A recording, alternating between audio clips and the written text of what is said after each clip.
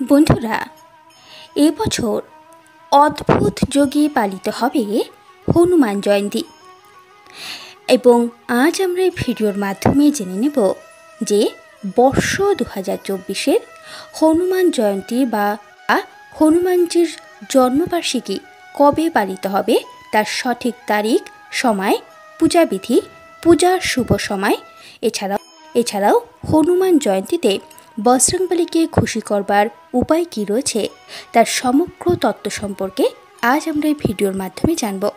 আশা করছি আজকের এই তথ্য আপনাদের ভালো লাগবে এবং আপনাদের সকলকে জানাচ্ছি আমাদের এই চ্যানেলে আরও একবার সুস্বাগতম। চৈত্র মাসের পূর্ণিমা তিথিতে জন্মগ্রহণ করেছিলেন বজরংবলী, তাই এই দিনটি হনুমান জয়ন্তী হিসেবে পালিত হয়। বজরংবলীকে শিবের অবতার মনে করা হয়। আবার হিন্দু ধর্মে উল্লেখিত অষ্ট চিরঞ্জীবীদের মধ্যে অন্যতম হলেন বজরংবলী।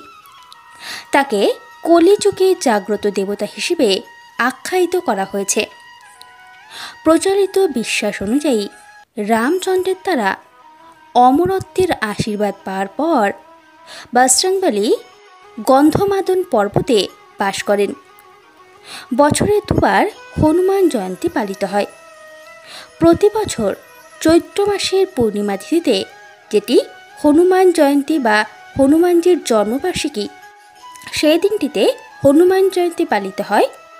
আবার কার্তিক কৃষ্ণ চতুর্দশী তিথিটিও হনুমান জয়ন্তী হিসেবে পালিত হয়। এই দিন বজরংবলী সূর্যকে আম ভেবে খেতে ছুটে গেছিলেন, তাই এই তিথি বজরংবলীর অভিনন্দন দিবস হিসেবে পালিত হয় এবং এবছরের চৈত্র পূর্ণিমা তিথি তথা হনুমান জয়ন্তী পালিত হবে আগামী 23শে এপ্রিল মঙ্গলবারের দিন। তবে এবছরের এই হনুমান জয়ন্তী তিথি দুদিন থাকবে, অর্থাৎ 23শে এপ্রিল ও 24শে এপ্রিল।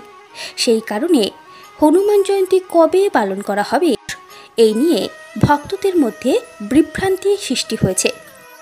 কেননা হিন্দু ধর্মে উদয়াতিথি মেনে দিন তারিখ নির্ধারণ করা হয় এবং 23 ও 24 এপ্রিল দুদিনই উদয়াতিথি থাকায় হনুমান জয়ন্তীর দিনক্ষণ নিয়ে মতভেদ তৈরি হয়েছে এবং এই হনুমান জয়ন্তী তিথি আগামী 23শে এপ্রিল মঙ্গলবার ভোর 3:25 শুরু হবে এবং এই পূর্ণিমা তিথি শেষ হবে 24শে এপ্রিল সকাল 5:18।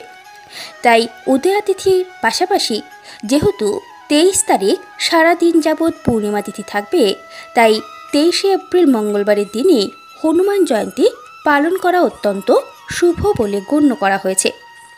এই হনুমান জয়ন্তী তিথিতে বজরংবলীর পূজা করা হয় এবং পূজার জন্য শুভ মুহূর্ত থাকবে 23শে এপ্রিল সকাল 9:03 থেকে দুপুর 1:58 পর্যন্ত।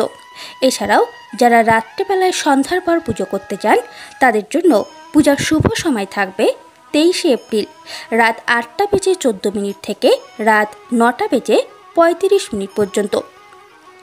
এবং এবছরের এই হনুমান জয়ন্তী নানা দিক থেকে অত্যন্তই মহত্বপূর্ণ, কেননা এবছরের হনুমান জয়ন্তীতে বিশেষ কয়েকটি শুভযোগ সংঘটিত হচ্ছে। সেই জন্য এর মাহাত্ম্য বহুগুণ বৃদ্ধি পেয়েছে। শাস্ত্রমতে বজরংবলীকে মঙ্গলবার ও শনিবারের দিনটি সমর্পিত। এই দুই দিনই বজরংবলীর পূজা করলে অধিক গুণ শুভ ফল পাওয়া যায়। এবছর চৈত্র পূর্ণিমা তিথিও মঙ্গলবার পড়ছে, অর্থাৎ 23শে এপ্রিল মঙ্গলবার হওয়ায় এই দিনে পুজো করা অত্যন্ত শুভ। সেদিক থেকেও এই দিনটির মাহাত্ম্য বৃদ্ধি পায়। এছাড়াও চিত্রা নক্ষত্রের অধিপতি মঙ্গল, আবার এই দিনেই মীন রাশিতে প্রবেশ করবে মঙ্গল।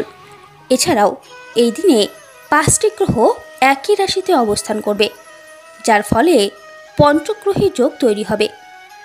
এছাড়াও বুধাদিত্য রাজযোগ, শশ রাজযোগ ও মালব্য রাজযোগের প্রভাবও থাকবে, যা হনুমান জয়ন্তীর মাহাত্ম্য দ্বিগুণ বাড়িয়ে দেবে।